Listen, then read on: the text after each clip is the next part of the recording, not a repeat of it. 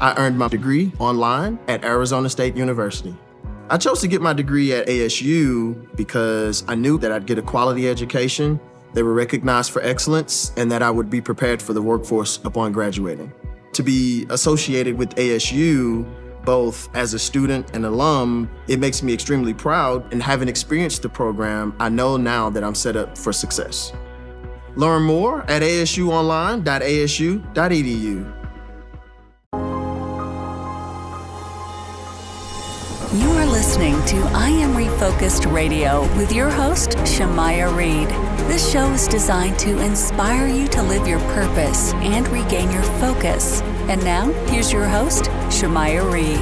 Welcome to I Am Refocused Radio. Once again, we are here today, and just like another time, we have another guest.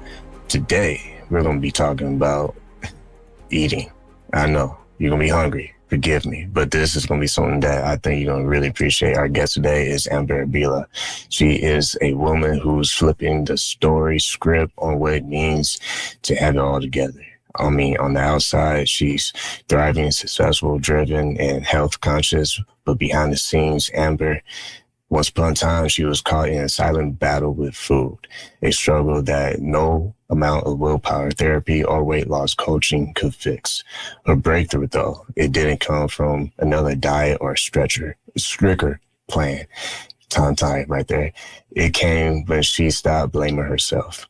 And she's going to really give you all the blueprint of what she discovered in that process. So without further ado, I want to say to you, Amber, thank you for being on the show. How you doing? Hi, Shamaya. Thanks so much for having me on today.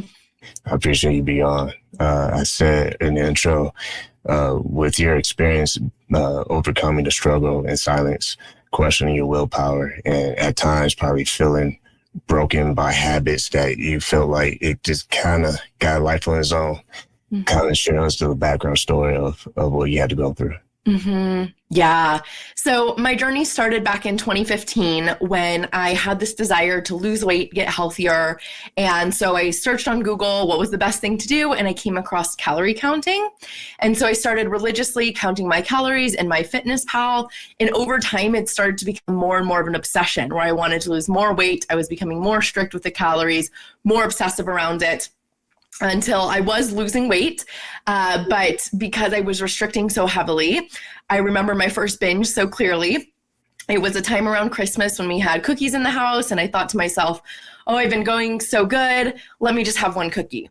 And then I had one, and I was filled with this strong desire to have another. And so I had another and another and another. And I didn't stop until I had 7 cookies. And then at that point, I was filled with so much shame, so much guilt. And I promised myself that that would not happen again, and I would start over and I would do better tomorrow. And again, maybe a couple days went by, I felt good, but then slowly but surely, I started binge eating more and more.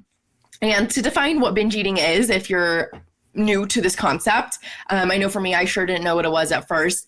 It's this feeling and sense of loss of control around food, and it's eating an amount of food that would be considered larger than most people would eat, which in and of itself is pretty subjective. It usually happens within a 2-hour time span. For me, it was always like very quick and fast, and I felt like I was out of body, like a ghost in my body. And after dealing with it for a couple of months, I knew I wasn't getting better, and the binges were starting to happen every single day, where I was gaining weight rapidly then. I had passed my original weight and was now even heavier, and I really just started panicking, and I didn't know what else to do. So the first place I went to was therapy, which is where most people go to when they're struggling with food if they're looking for more of this mental health approach. And in therapy, I learned a lot about emotions, but I didn't feel like it really ever helped me with the binge eating and getting the skills that I needed to have around it. And so that really forced me to start to look elsewhere of, you know, what really is binge eating, and also how did this form and how can I get out of it? And I came across this blog post that described binge eating as just a habit. And the more I started reading it, the more everything started to fall into place and to make sense, where a lot of times in the eating disorder world and just in the eating world in general, you're kind of looked at as just there's a willpower issue of you just need to try harder or do better, or that there's something really wrong with you and it's going to take many, many years of therapy and you probably have some big trauma that you're going to have to figure out, and you're always going to have your ducks have to have your ducks in a row in life in order to make sure you stay binge free. And neither of those approaches really resonated with me. And so when I learned that, oh, binge eating has just become a habit, it all started to make sense. So basically what they described is that when we're restricting, what happens in our brain is it doesn't know the difference between a juice cleanse and a famine happening in the world. So our brain perceives all of these diets and low calorie things as, oh, this must mean food is going away on planet Earth, and we better make sure we send out really strong urges so you can get as much of it as possible. So that made sense to me. But then the thing is, I had stopped restricting. But because I had restricted for so long and I had binged for a while at that point, even though I was no longer restricting and I was eating enough during the day, I was still binge eating because my brain had learned that this was probably an important habit that I needed to have. And so it kept this habit going for so many years because it wanted to make sure I stayed safe and alive. And to my brain, safety and aliveness meant eating a lot of food. It's interesting you say that because I almost feel like we all have heard it before. I said it. I heard other people in my family say it. I heard friends say it. Oh my God, I can't stop eating, man. I'm like eating like a horse right now. Mm-hmm. And I say that jokingly because a lot of times we don't recognize these bad habits until it becomes an issue. Mm-hmm. So for you, when were you able to recognize, oh, wow, these habits are kind of getting out of control? Yeah. For me, it's when it was starting to impact other areas in my life. So I was not wanting to date anymore because I was so insecure about my body, or I had so many self-worth issues that I was so anxious anytime I would start dating. It was impacting my friendships. I wouldn't want to go out with them because I had binged and I was feeling really bad in my body and I didn't want to do anything with anyone. It was impacting my school and my work life because I was no longer focused on it. I was so focused on what did I eat last night? What was I going to eat next? Researching all these tips and tricks on how to stop overeating, how to lose weight. So it really just started consuming my whole life. And I just knew that, you know, eating is something we have to do every single day, multiple times a day for the rest of our life. So I knew it was so important for me to solve it because if I didn't have this healthy relationship with food on the surface, then everything else would be so much harder to build upon. Once again, listen to Refocused Radio and talking to our guest today, Amber Abila.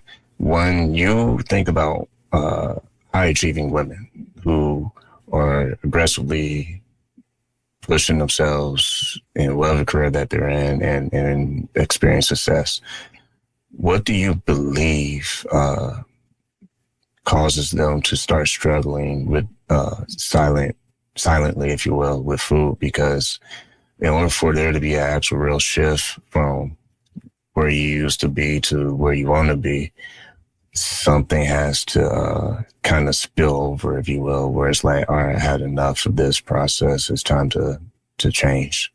Mm-hmm. So for a lot of high achieving women, there is a lot of perfectionism and this wanting to be viewed and perceived a certain way. So the perfectionism shows up on always wanting to have the perfect eating habits.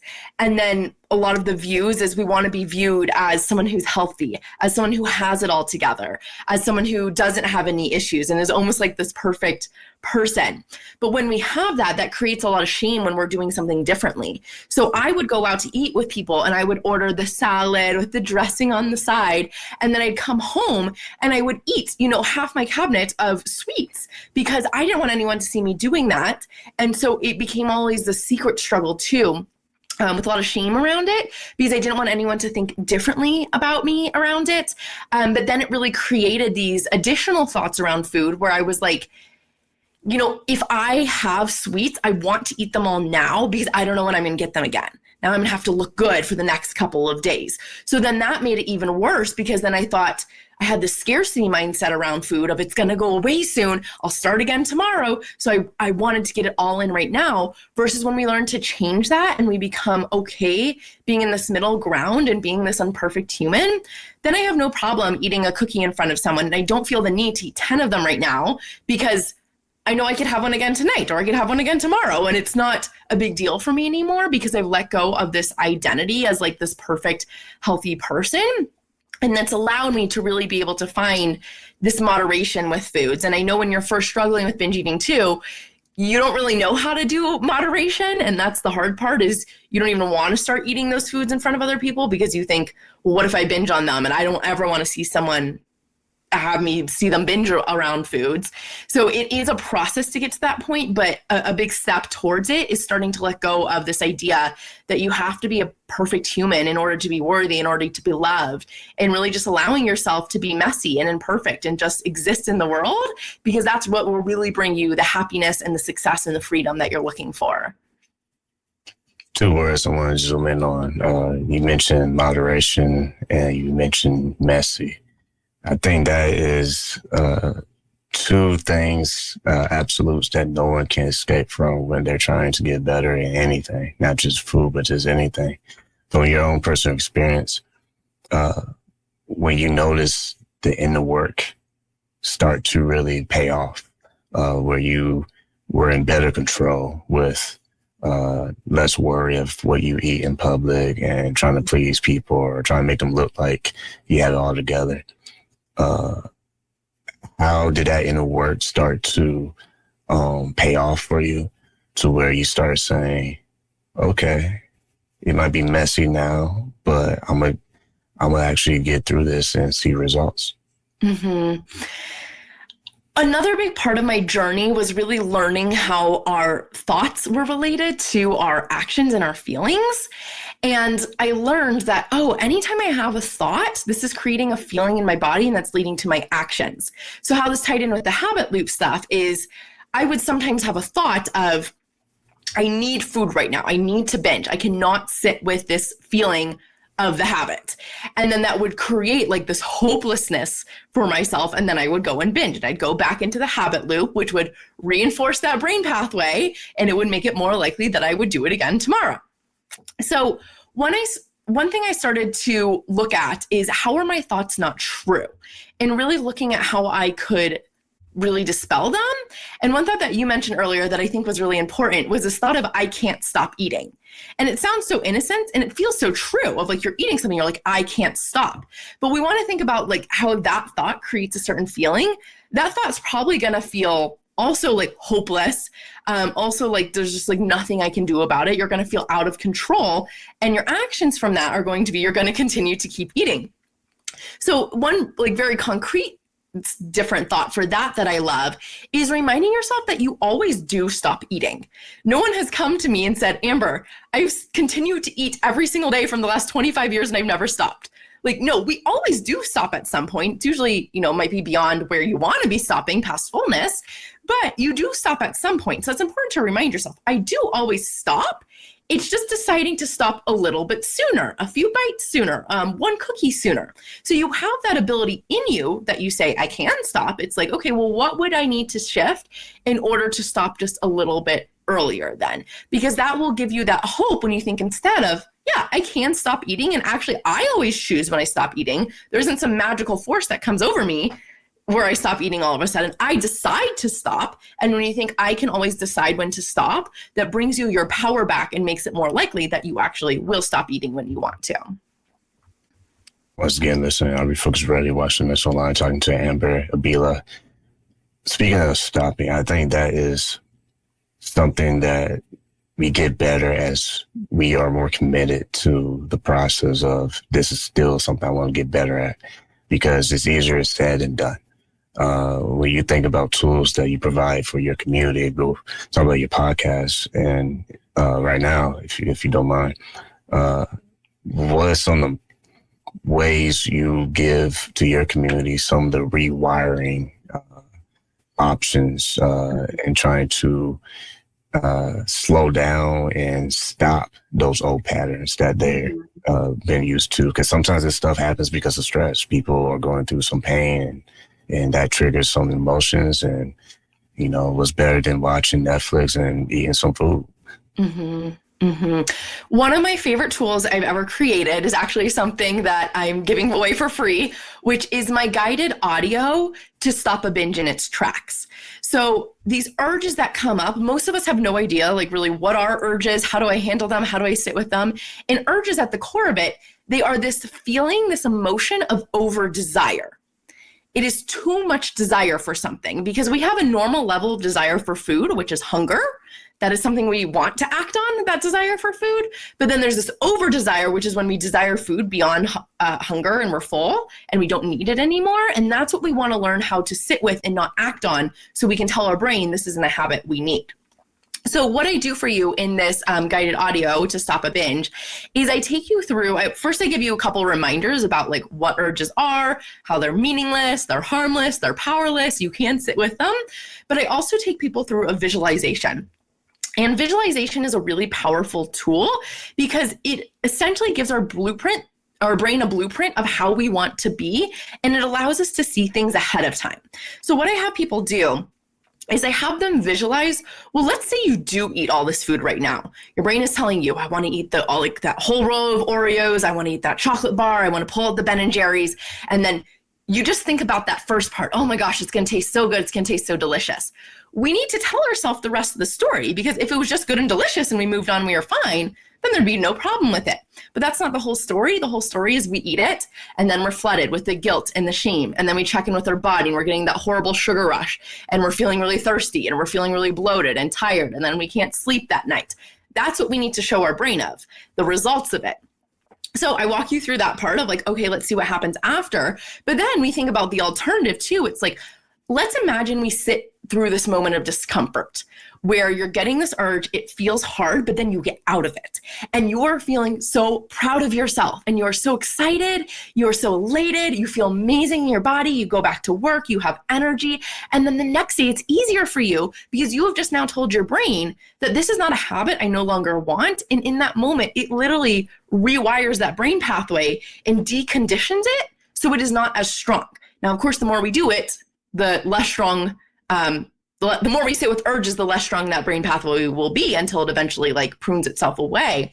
But yeah, so every time we sit with these urges and we get through it and we show our brain the truth of what happens, it makes it so much easier for us to see the clear answer of what we want to do, because usually we're not telling ourselves that full story. We only tell ourselves we're gonna eat the food, it tastes good, or we're gonna sit with this urge to be hard and uncomfortable and boring. And we need to tell ourselves the rest.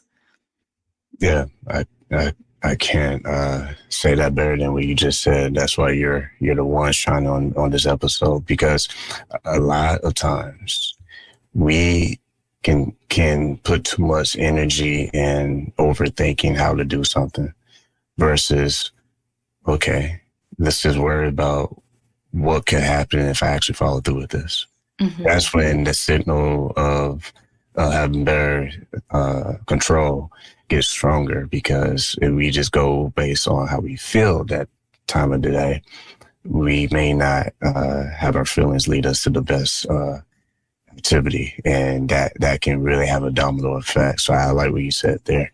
When you think about someone who's watching this right now, listening to us, and they feel like they're still feeling shamed about what they might be doing with binge eating, you mentioned your audio tapes that they can listen to. Is there additional tools that you offer or introduce your community to that helps them along that journey of taking that shameness and taking it away? Mm-hmm. Let's start with what shame is and, what it feels like. Shame is when we say there is something inherently wrong with me as a person. And there's a big difference between feeling shame and feeling guilt, where guilt is more, I've done something bad. It's not something wrong with me like shame is.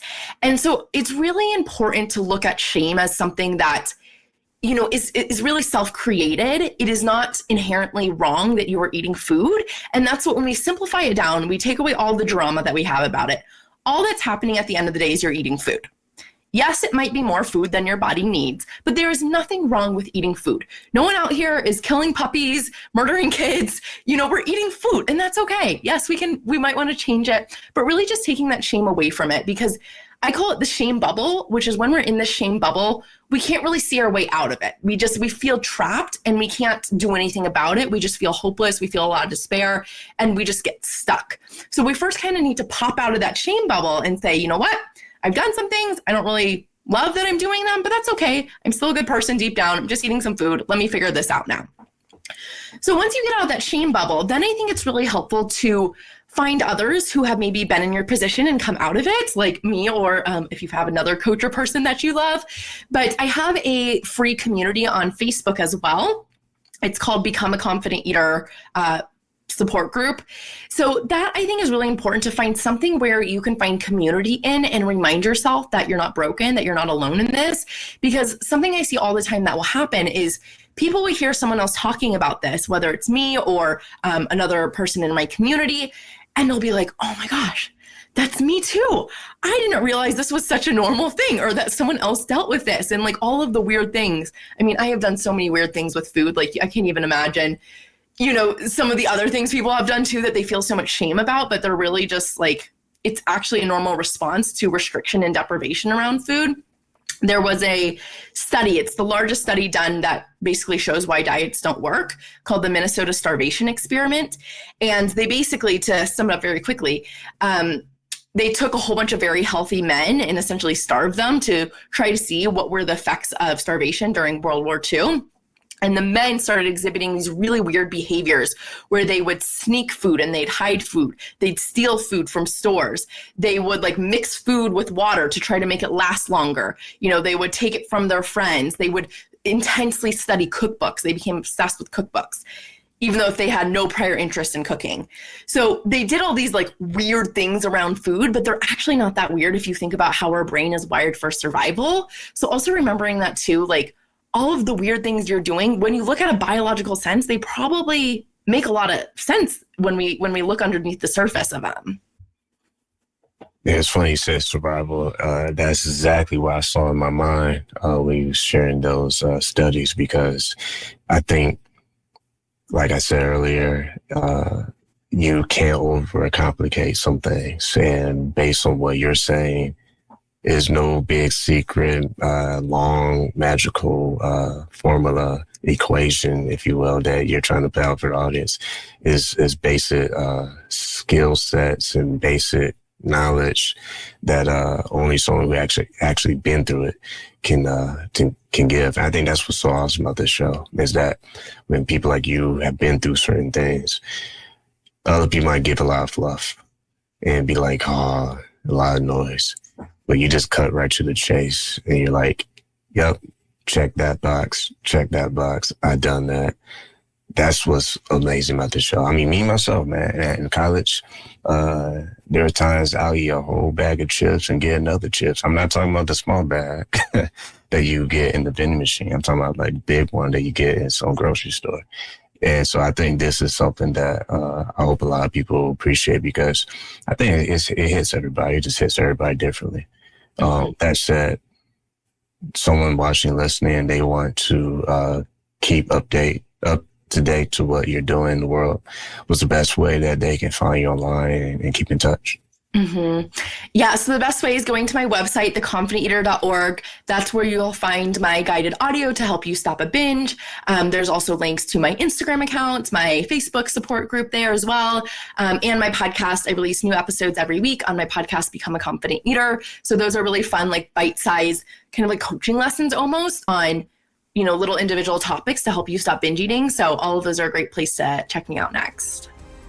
Once again, been listening to Refocused Radio and watching this online, talking to Amber and Abila. Like always, I want to say to you, thank you for your time.